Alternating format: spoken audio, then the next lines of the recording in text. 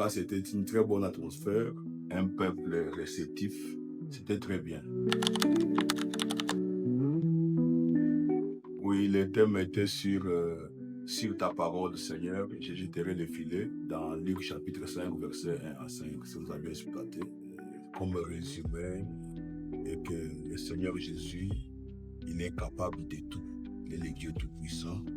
Si nous croyons sa parole, nous allons recevoir ce que nous avons besoin.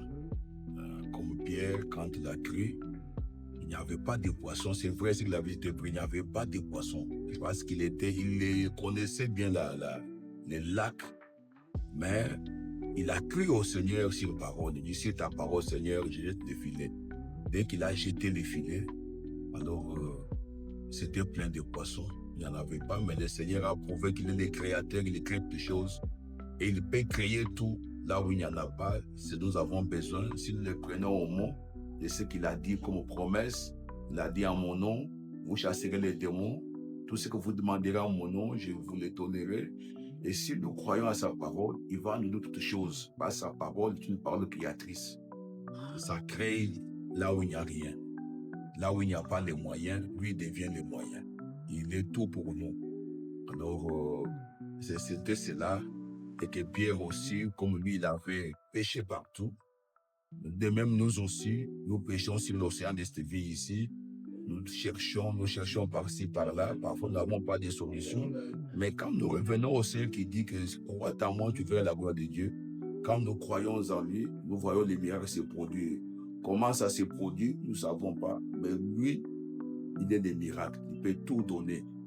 Là où il y a les désespoirs, où les hommes ont failli, où les hommes sont désespérés, mais le Seigneur, il est toujours l'espoir, il donne toujours. C'était cela vraiment un peu le thème que nous ne pouvons pas désespérer. Quand nous arrivons au bout, c'est à ce moment-là que le Seigneur commence. Là où nous avions, nous, en tant que des humains, nous avions fait nos efforts, on n'arrive pas. Mais c'est à ce moment-là que le Seigneur commence et des grandes choses se produisent. Tout simplement si nous croyons ce qu'il a dit comme parole de promesse. L'attitude qu'on doit avoir, c'est de rester branché sur la parole. Parce que Dieu me dit que si vous demeurez en moi et que mes paroles demeurent en vous, demandez tout ce que vous voulez, vous allez les recevoir. Alors, la réponse de Dieu peut devenir immédiatement. Ça peut venir dans 2, dans 3 jours. Mais ce qui est vrai que le Seigneur bénit et il exauce la prière. Si nous demeurons seulement dans sa parole, continuer à obéir, à croire ce qu'il a dit, nous allons voir la main de Dieu. C'est tout ce qu'il faut avoir, c'est de rester branché sur la parole. Et quand nous restons branchés sur la parole, nous allons voir la main de Dieu.